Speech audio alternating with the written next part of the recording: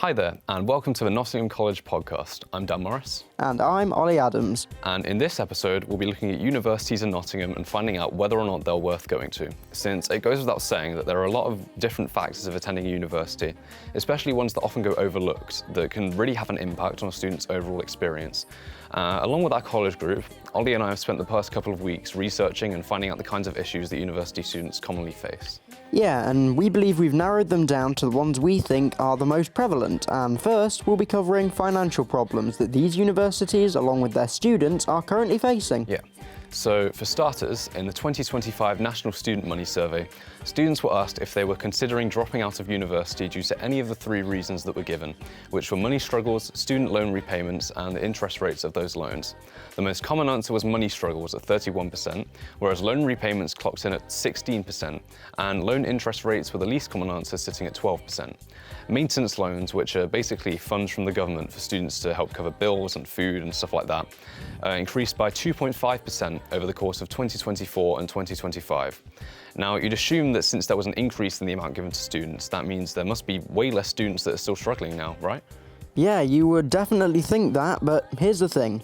Going off of that same survey, the average student living costs were £1,142 per month, but the average maintenance loan for students was around £640 per month, leaving £502 of uncovered costs per student on average. So it's quite easy to see how difficult getting by must be for students today, and it's really quite unsurprising that so many of them end up having to quit their education because of it. Exactly, yeah. Especially considering that, a majority of students already struggle with money already.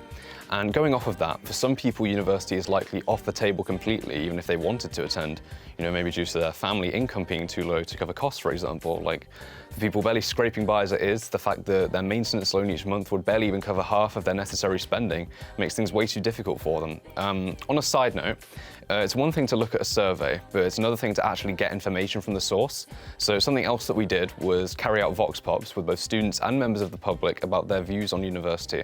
So let's talk about some of the opinions they gave us. One of the people we interviewed was a creative writing student, and he was generally satisfied with this course and didn't mention having issues with it. No, he didn't, but something he did mention was that there are probably better options for other than university for people that might not be suited to his course. Another person we ended up talking to, though, was planning to go to university, but said that a lot of her friends were looking at alternative options such as apprenticeships. Yeah, and the main reason behind that was because they were worried about the debts that came with university, but she also said that another reason was that they preferred more physical or hands-on jobs. So I guess that sometimes it instead really boils down to what sort of career field interests you. Oh, absolutely, yeah. I'd say that transport could be another problem, though. That's one other university student talked about in one of our vox pops, since she said that it needs to be cheaper, although it's accessible. And to be honest, even though she might find it easy to get to and from university, there might be people who rely on alternate methods of transport that find it more challenging. It's certainly an issue, but I'd say it's one of the less impactful ones, all things considered. Yeah, you've definitely got a point. I'd say the most important issue that needs to be dealt with is just student finance as a whole, since it has so many more problems that branch off it and pop up as a result. It's probably one of, if not the biggest factor regarding whether or not someone would actually decide to go to university. Yeah, exactly. I know I just mentioned about career fields being an important influence on someone's decision, but ultimately, regardless of the course you pick, it's going to cost you a lot of money. And you'll likely end up having to pay those fees back for a pretty long period of your life, and that's not even counting whatever loans you might have had to take out because of the support you were given might not have been enough. Yeah, exactly. It's just such a huge problem, and it definitely stops people who'd want to go to university otherwise. Yeah, with all of these problems stemming from this one thing alone, it almost feels like regardless of your circumstances, you'll be impacted negatively by university in some way. I'd say there's something many people forget about, actually, is the needs of students with disabilities. And speaking of which, we have a guest on today's episode who works as part of the Disability Support Services at the University of Nottingham. Now, unfortunately, she was unable to come into the studio to join us today, but I was able to speak to her one-on-one recently to ask her some questions for today's episode about her role and find out how students with disabilities and more complex needs are supported. So we'll play that interview now so you can have a listen for yourself.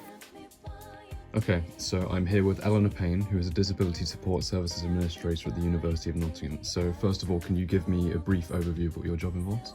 Sure. So me and the other administrators are the front line for the disability team. So we get the queries from students and from applicants about what kind of support we can offer. We set up the initial support plans and we direct more complicated questions to our team of disability advisors and the specialist tutors who work with students with dyslexia and ADHD and specific learning differences. So in a nutshell, that's what my job involves. Cool. Yeah, so what are some of the issues that you often see students with disabilities having, would you say? I think for a lot of them it's transitioning from school or sixth form or college to university. It's a big step for a lot of them. You know, they're coming away from their home and their family, so dealing with that change and that move to a more independent life can be particularly challenging for people with disabilities or additional needs. Sometimes problems with time management, balancing the coursework demands, prepping for exams, but making friends as well. I think some people can find their experience of disability to be quite isolating, and we can facilitate the social side of things as well as the academic. Yeah. So is it often challenging for your team to handle these issues, would you say? It varies. Sometimes all students want is the extra time they had for their GCSEs, their A-levels, and they're fine. So we literally just set it up and we never see them.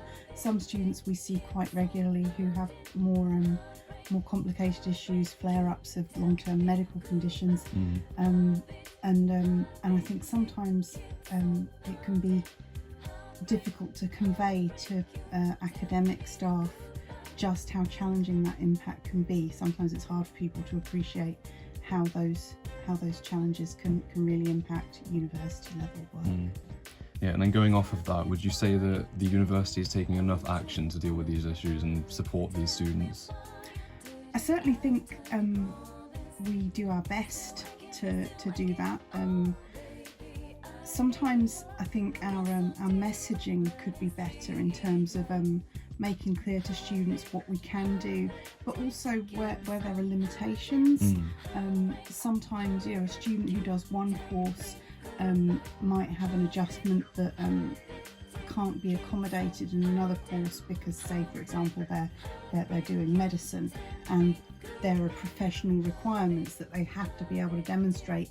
So we can't necessarily make an adjustment where that wouldn't allow the student to show that they were meeting the demands of that course. And I think it can be difficult to get that message out. Yeah. And sometimes it's time constraints as well. You know, people can come at us at last minute and expect us to fix things when they've got themselves into a pickle, whereas it's much easier to if students tell us in advance that they're coming, that they have this condition, and we can work with them to make those preparations so they're better prepared. And we try and avoid those issues arising. But generally speaking, I think the support is there and students have the option to access it, and I like to think that we do quite well at trying to mitigate the impacts and ensure that the students can demonstrate their knowledge and fulfil their full potential. Yeah, great. Well, thank you so much for your time. Thank you for having me. Oh, wow, that was really interesting to listen to, since, like you said, a lot of people forget that many students need different kinds of support a lot of the time, and you know, I'm really glad that there's a system in place to make sure that those students are able to be supported in the best way that they can. Absolutely, yeah. I'd say that for the University of Nottingham at least, that'd be one of the pros of attending, that there's an effort being made to help students that need it most. I mean, it's certainly not flawless, since Eleanor mentioned that academic staff often underestimate the extent of the needs of some students, you know, especially ones that are in frequent contact with her team due to those needs, I think. Oh, yeah, but of course, there's still difficulty, obviously, you know. Like she said, they often need to make clear to students the extent of which they can offer help, so, you know, there's the issue of some students perhaps being too over-reliant on the support team and maybe expecting much more from them than they're actually able to offer. Yeah, definitely. But I'd say it's really reassuring to know that not only is there help available for disabled students, but also that Eleanor seemed confident that, you know, not just her, but her entire team feels like they do well at giving out that help. So, overall then, taking into consideration what we found out, not just from Eleanor, but also from our research and Vox Pops and stuff like that, what would you say is our general consensus for whether or not it's worth attending a university in Nottingham? I'd say that to an extent, yes, but it's heavily dependent on a lot of different factors, like if you're in a financially stable state or not, or whether you're properly interested in the course you're going on to, and whether the benefits of it will outweigh the time and the money it will cost you. So, as a whole, it's not really a question that you can answer just yes or no to. Like, conclusively, it's up to you, and it's important to take into consideration your own circumstances and what you want out of the whole experience. Yeah, I would absolutely agree. All right, well then, this was the Nottingham College podcast, and thank you so much for listening. See you next time.